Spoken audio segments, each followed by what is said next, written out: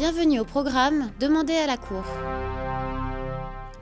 La Cour pénale internationale CPI, régie par le statut de Rome, est la première Cour pénale internationale permanente créée par traité pour contribuer à mettre fin à l'impunité des auteurs des crimes les plus graves qui touchent l'ensemble de la communauté internationale, à savoir le génocide, les crimes contre l'humanité, les crimes de guerre et les crimes d'agression.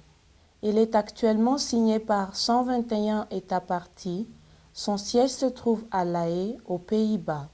À ce jour, 15 affaires sont ouvertes devant la Cour, dont 6 sont au stade du procès.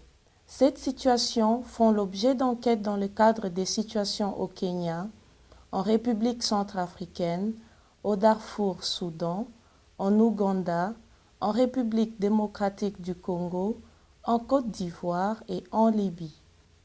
Dans ce programme, la population de la République démocratique du Congo a demandé à la Cour. Le CPI est capable de mettre fin à l'impunité au Congo. Ending impunity is the ICC's main mandate. Mettre un terme à l'impunité est le mandat principal de la CPI et la raison même de l'existence de la Cour. Cependant, nous ne pouvons pas mettre fin à l'impunité seuls. La CPI n'est qu'un seul acteur dans la lutte contre l'impunité. La création de la CPI n'a pas enlevé la responsabilité des systèmes judiciaires nationaux de poursuivre ceux qui ont commis des crimes contre l'humanité et des crimes de guerre. Par conséquent, les juridictions nationales et la CPI conjuguent leurs efforts. C'est ce que nous appelons le principe de complémentarité. La coopération internationale et l'assistance sont fondamentales pour le renforcement de la complémentarité. Son efficacité dépend non seulement de la volonté des États à prendre des mesures au sein de leur juridiction nationale, mais également de la volonté des autres États parties ou des organisations internationales de fournir un soutien lorsque les ressources nationales ou l'expertise ne sont pas suffisantes. Concernant la question de mettre fin à l'impunité en République démocratique du Congo, le devoir de la CPI est de juger les personnes qui portent la plus grande part de responsabilité. Comme vous le savez, nos 2 premiers procès portent sur des allégations de crimes commis en RDC et cela envoie un message clair au monde entier, à savoir que les victimes au Congo méritent la justice. C'est-à-dire à la CPI, on a condamné Thomas Lubanga seulement pour l'enrôlement de sa femme mineure. On a laissé des viols. Thomas Lubanga Dilo a été condamné pour son rôle dans le recrutement, la conscription et l'utilisation d'enfants de moins de 15 ans pour participer activement aux hostilités. Ce sont des crimes très graves dont l'impact se fait sentir bien au-delà des familles concernées et touche l'ensemble de la société, met en danger des générations entières d'enfants de l'autorité, privés d'éducation et de leur jeunesse, et représente un risque pour l'avenir du pays tout entier.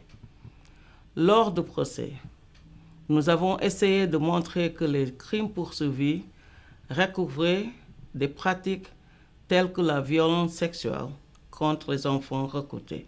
Depuis le 14 mars, le procès de Thomas Lubanga est devenu véridique, mais jusque-là, non applicable. Je voudrais savoir si, à cas, ça deviendra applicable.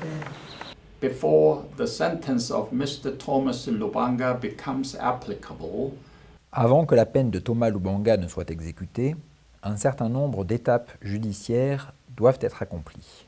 Depuis le verdict du 14 mars 2012, la procédure dans l'affaire Lubanga est entrée dans la phase de détermination de la peine.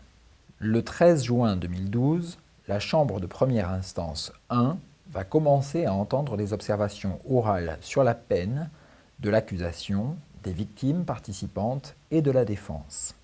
Une fois ce processus accompli, à une date ultérieure, la Chambre de première instance 1 décidera d'une peine. Cette date n'a pas encore été fixée. Conformément au statut de Rome, M. Lubanga aura la possibilité de faire appel de sa condamnation et de sa peine.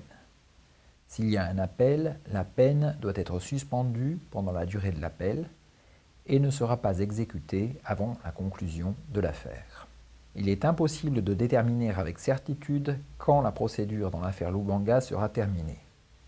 En particulier, s'il y a un appel, l'affaire continuera certainement jusqu'à l'année prochaine.